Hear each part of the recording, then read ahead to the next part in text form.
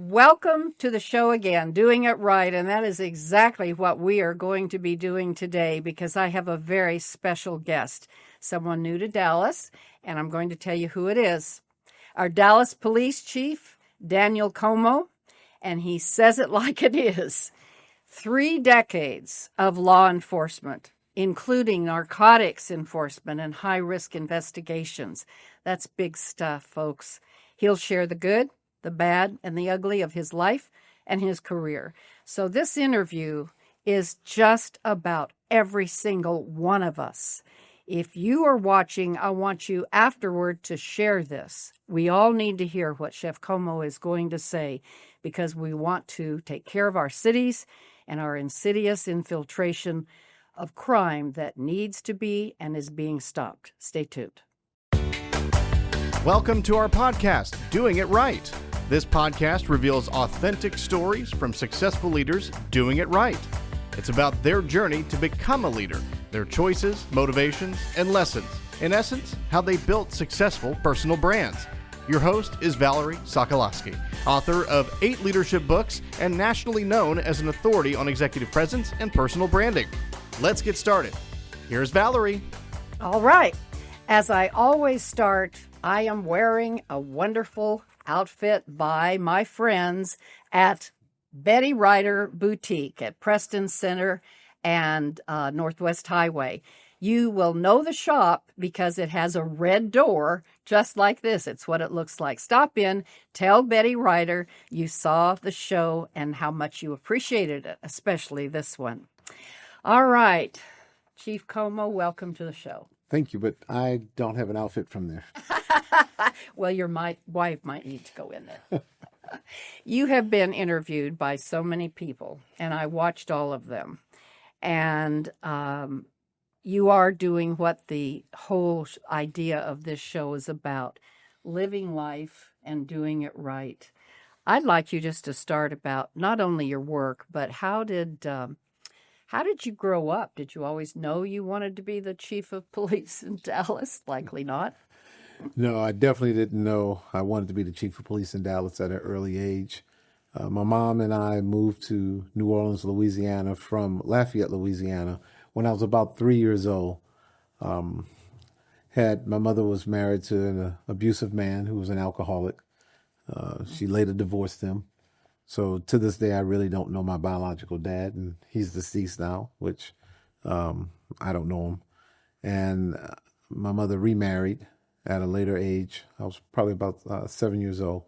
So an amazing man who is my dad, who raised me and gave me a lot of spankings. Did he? Yeah, he gave me way too many spankings. I tell him that all the time. And then he says, no, I didn't give you too many because you're the chief of police now in Dallas. There you go. So I gave you the right amount of spankings. That's wonderful. That's wonderful. Yeah. So grew up in New Orleans. Went to high school, played baseball in New Orleans, and then that led to playing baseball in junior college in St. Louis, Missouri, and then I moved on to Southwest Texas State and played baseball there. And after playing there, I moved to Houston at the age of 21 and became a Houston police officer for 6.5 years. And then in 1997, I made the decision to move over to DEA. And I did approximately 28 years with DEA before landing this amazing job in this amazing city. Well, we are amazingly happy to have you in this amazing job, and you're already making a difference. When you first came in, what did you see right away that you could maybe do differently or enhance, or what did you see? Well, the first thing I realized is that this was a really great department. We had some great men and women that were already working the streets of Dallas. The thing that I wanted to add immediately is I wanted us to be the most proactive police department in the United States. I wanted us to do things before crime happened. Wonderful. And so from day one, I started putting a plan together, working with the team of chiefs, figuring out how could we get that to the finish line? How could we be the most proactive police department in the United States? So we started implementing different operations and programs almost from day one, and they've been really successful. Wow, that's interesting you say that almost from day one, because I spent 15 years in my leadership development firm, which I still have, doing a lot of change management. And one of the things that they always told companies, organizations of any kind, is get in there and make changes if you're going to. Look, you want to sit back and you want to see how things are going, but some things you have to lay out from day one. So everyone knows the goal line. They know what we're pushing towards. And my big push was, we're going to be proactive. We're going to arrest bad people that don't deserve to be on the streets. And we're going to be extremely fair to everyone. So from day one, it was set the tone, be firm, but never forget where you came from. And that is a perfect entree into one of your top takeaways we always ask, and that says, it's better to go where you are wanted than where you want to go. How is that playing out? That is something that I believe in throughout my career. Oftentimes you'll get individuals say, hey, I want to go to homicide. I'd say, I want to work in homicide. That's what I want. That's my goal. Well, you might have a leader that says, I really want you to be in auto theft. And the person says, no, I want to be in homicide. And they go to homicide and they don't get as much support from leadership. They don't get as much support maybe from the other fellow detectives in there, and they're not successful. But if me as a leader say, hey, why don't you go to auto theft, because I feel like this would be best for your career, it's best for the department, it's best for the city. One thing as a leader, I would never let you fail, especially if I'm making the decision to put you there. But if you're forced on someone in a division or a section that they really don't want you, do you really think that that leader will make sure you succeed? It's going to be a little apprehension maybe. And if you make a mistake, they'll go to the boss. They'll come to me and say, you see what you gave me? Yeah. You gave me someone that's not very good. But if you go where you want it, not where you want to go sometimes, your career can soar. And that's a wonderful truism for any organization, whether it's companies, organizations, nonprofits, police department, whatever. I really like that. You also said something I'd like to cover right away before we get into a lot about you and your work, which is your actions impact more than just you. Don't tarnish the badge. Look, I love to say, all eyes on you. All eyes on you. Everyone's watching, especially in 2025. No matter what you do, someone's watching or someone's listening. So you have to know that and understand that. And anything you do will impact others, and all eyes are on you. So I'm going to delve into that a little bit more. I've often said to leaders, do you know the ripple effect? Do you know the ripple effect? Play that out with us about how you make decisions and keeping that in mind. Because in my own business, I will be very transparent. I've made decisions on the fly when I go, oh no, why did I do that? I didn't realize it impacted the ripple effect. Yeah. So as a leader, you sometimes you have to make decisions on the fly. Sometimes you have to make decisions immediately. But when you have a moment to sit down and think about it, you have to worry about what that decision's not going to only affect that day. What is it going to look like 30 days from now? What is it going to look like 6 months from now? What is it going to look like 1 year from now? The way I lead, I'm not doing it for the moment. I'm doing it for the career. I'm doing it for how long will this affect the city of Dallas? How long can we be successful, keep everyone safe by the operations that we're putting in place now? That's good thinking. I'll go with that. Another thing that I wanted to cover with you was back to your background, anything else that you would share, because so many of us, and I'm one of them, came from a not great background. And yet, your words are mine together, mom power, pop power, dad power. Talk to us a little bit more about people who might be in a situation in their homes where they wish they could leave because they don't have the best environment.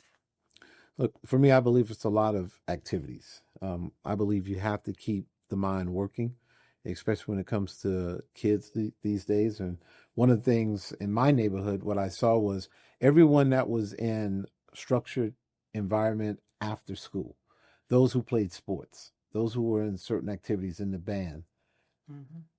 It's a track record that showed where I grew up, those were more successful because we had a structured life. It was teaching you dedication, loyalty, commitment. Mm-hmm. And those things are important as you're moving up in life. So as you're recruiting, and you have to recruit, what, 800 people, I understand? That's what they would like. And you know what? We'll get there. Wow. What do you look for? What attributes do you look for in a person that thinks they want to be in law enforcement? Look, law enforcement, we need a whole bunch of diversity. And not diversity, I'm not talking about gender, I'm not talking about race. We need diversity in backgrounds. We need individuals that are type A personalities, type B personalities. We need athletes, we need non-athletes. We need academians also. We need to have everyone that wants to wear this badge to take care of the city. When you have a fully diverse police department, it's very important that we can serve the community much better. How many women versus men want to be a police officer? Look, I'm proud to say we're starting an academy class tomorrow. Really? And as of today, we have 73 new recruits that's going to start this academy class. Okay. We have 17 women in that class. No kidding. That's a phenomenal number. 17 women that are going to be serving the city of Dallas out of this class. That's great. And what will it look like? If I were coming into the academy, what would I be going through? It's not easy. It's a lot of academic. You have a lot of practicals, a lot of scenarios, and a lot of physical work. But ultimately, it's going to come down to being teamwork, working together to be one, and to have that one goal, which is really taking care of the city of Dallas. But while you're taking care of the city of Dallas, you get a paycheck every 2 weeks, too. So this is a recruitment pitch. If you're looking for a job, come see us at the Dallas Police Department. Well, there you go. You heard that right here. All right. Let's get down to some of the nitty-gritty of an officer's wellness challenges. I've often wondered about that, all of the things, some situations no different than a vet, but how do you help police officers deal with what you have to deal with? Yeah, it's so unfortunate that a police officer on a regular day at work can see a kid that was hurt, can see someone that lost their life, can see a really bad accident. So we really have to focus on wellness. And one thing that the Dallas Police Department has, we have a really good wellness program, but every day we're trying to make it better. We have counseling for officers. So when they see certain events or they think they might need to turn to alcohol, we have these counseling programs that are in place because officers see some really bad things on a regular basis. So we have to be there as a team. We have to be there as a family to really take care of each other. And now it's still, in 2025 and even before, I tell all the officers, you have to look at your brothers and sisters. And if you see something, you have to say something, because oftentimes we need help. And so many times we have type A personalities that wear this badge and they think they can self-medicate, self-heal. They feel Tough, like, right? hey, I can handle this. Yeah. And all along they're going down on a spiral because they really can't handle it, because you need professional help. But we're there, brothers and sisters of the department, with our wellness program to really reach out and help. That's wonderful to know. What's been one of your greatest in a role in law enforcement? I'll call it successes, but something you're really proud of that you experienced. When I was with the DEA in Gulfport, Mississippi, a little small town, Gulfport, Mississippi, we were the first group in the world to indict the biggest and baddest drug dealer, El Mencho, Ruben Cervantes out of Mexico, CJNG. Wow. We were the first group in the world to indict him. And that was a really proud moment. Woo, where is he now? What's happening? Look, he's still in Mexico, and hopefully one day we can get him here in the United States so he can serve for all the deaths he's killed here in the United States and all the bad that he's done in Mexico. Yeah. Oh, I'd be proud of that too. All right, I'm going to get kind of silly. What do you like to eat? Man, I'm a New Orleans guy. Give me some crawfish etouffee, some shrimp creole, Awesome. And all through crawfish season, I can eat crawfish every single weekend. Do you cook? Yes, I do. Do you? I just knew that. I had no idea I'd ask that. I started cooking at an early age. What's your favorite recipe that you would cook for me? Well, I would either smoke some meat, but if I really want to do my favorite, it would be crawfish étouffée. Ooh, that sounds really good. Is there a place? Oh, well, I won't ask that. Where to go here? I'll ask that off camera. Okay. What brings you joy outside of work? My kids. Tell us about your 2 sons. I have two amazing kids. One's 28 and one's 24. They're both really successful. They're doing great things in the world out there. One's in the financial world, and one's in last year of law school. Okay. So they didn't become police officers. No, they didn't become police officers. I won't hold that against them. Okay. But the great thing is they're not asking me for a penny, so that's great. Well, that's okay. Chief, what's the silliest thing you've ever done? Oh, man, I've done so many silly things. Tell us. Man, look, see, I don't know. I don't know if I want to like kiss and tell on silliness. I'm supposed to be like really serious, I like know. the chief of police. I don't want to admit Listen, all everybody the else. silly things I do. I know. I did this on purpose. My audience knows I want to be a little bit different with my interviews. I guess it's just being forgetful sometimes, like, all right, how about this? So just recently, this might not be the silliest ever, Okay. but recently I just bought a new house in Dallas. Congratulations. And thanks. It's way more than I thought it was going to cost, but that's a whole nother story. I get that. But every morning I love to drink tea, and I'm a tea drinker, and I'll sit in there, and most people won't see me as this, but I'll mix different tea leaves, and I sit there and I boil it to a certain temperature, and we'll mix some lemongrass and some mint and all these different things. Like I think I'm a teologist. Well, But the part that was crazy is I put my tea together and I had my cup, and I said, you know what? I just want to go outside for a second. I walked outside and I'm standing in my front yard and I looked down and I only had my underwear on and a t-shirt. And I was like, oh my goodness. I hurried up and ran back and I was like, how about if somebody takes a picture and says, hey, that's the chief of police with his underwear on outside? I don't know. For some reason I thought I had my shorts on and I just had underwear on. So I did a U-turn and I ran back in the house, wasted tea on my hand, and I shook my head and I said, oh my God, I didn't even put my shorts on yet this morning. that's great. Thank you for sharing that. I wonder what the audience would say if they've done silly things and if they'd be that transparent. That's great. And Wait a minute. How many people are listening to this? Oh, man. one or two, all over the world, but never mind. That's what I love about this show. It's called Doing It Right, and it's just what it is. It's what we do. We're going to do it right, and we're going to tell things that are silly. So let's get back to your role as the chief of police. Another thing that I loved about reading your information was that you made a point of meeting all the people one-on-one when you came in, your staff. Well, I can't meet every single officer, but all my command staff and all the rank and the leaders, I wanted them to see me. I wanted them to get to talk to me, understand my vision. And my vision is to make us the most proactive police department in the United States, but more importantly, known as the best police department in the United States. So I wanted them to know my goals. I wanted them to know my vision. And I love to say I wanted them to know what the goal line was. What do you mean about that? I wanted them to know my goals is for us to be the best. We're not going to just sit here and answer calls and respond to calls. We're going to be proactive. We're going to go out. We're going to make sure that every single person that lives in Dallas is safe.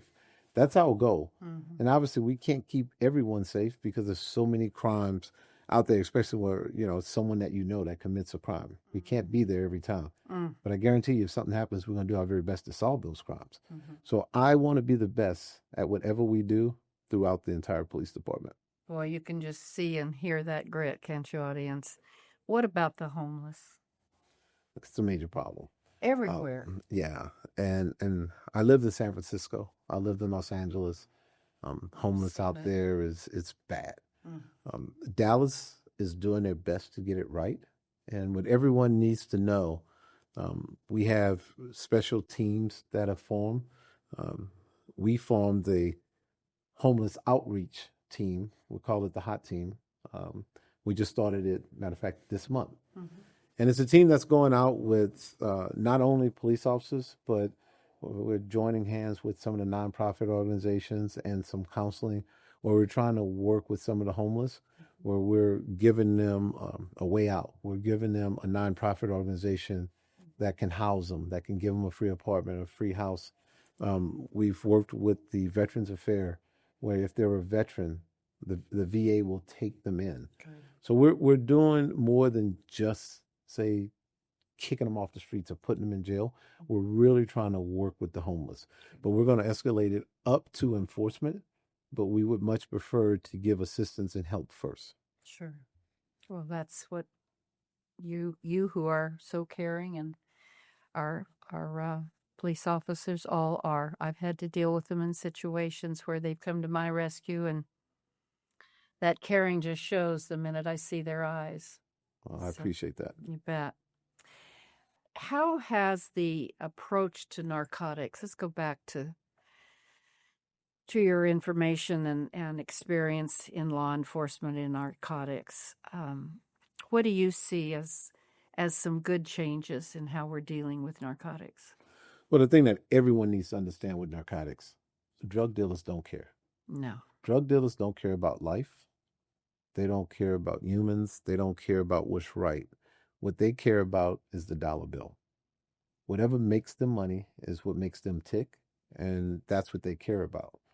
So we really, when it comes to drugs and narcotics, we really have to focus on education and awareness. Okay. It is our job to make sure as a community that we talk to all the kids about education and awareness. Now, it's part of our job just to put the bad person in jail. And we're going to really ramp up our narcotics enforcement. We're teaming up with DEA, where I came from, the Drug Enforcement Administration.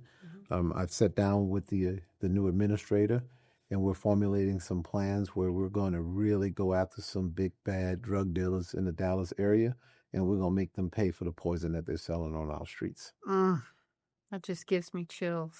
Thank you ahead of time. I tell you, it's a focus. And if you're selling drugs in Dallas, beware. Good. I doubt that they're watching this show, but you're out there telling them. Well, somebody might tell them. There you go. Somebody, if you're out there, you tell anybody you know. How has the role of community policing influenced your approach to these high-risk investigations? Look, you have to have community policing.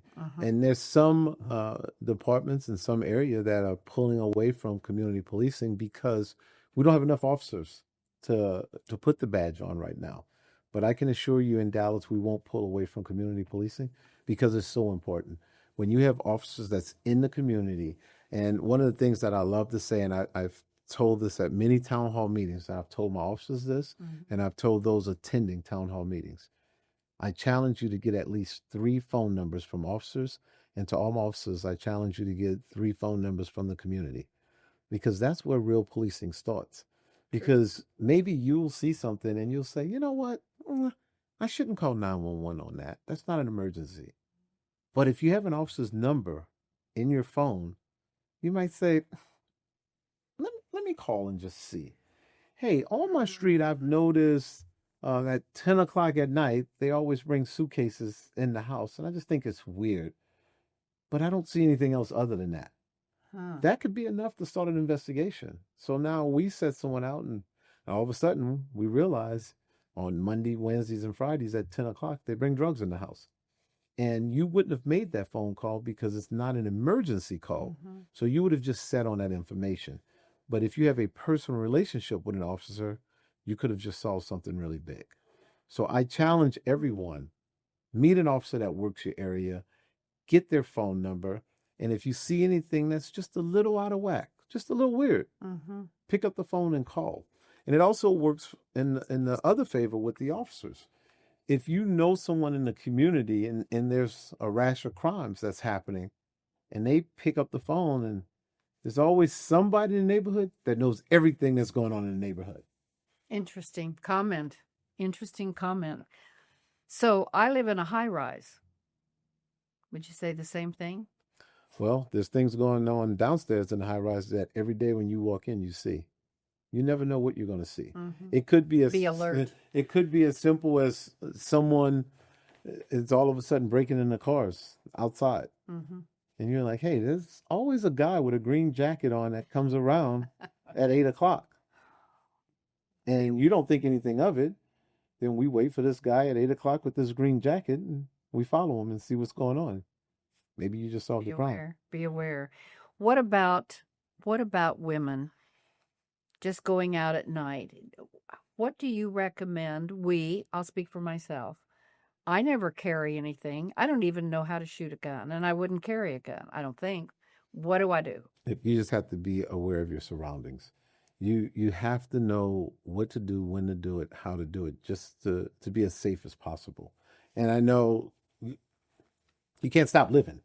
Yeah. But you need to know your surroundings. So when you go out, before you exit, say the high rise, before you exit the front doors and open the doors, you should look right. You should look left. There you go. To see what's there before you open the door. And if you see something that doesn't look right, act like you forgot something and go back up the elevator and come back in 15 minutes.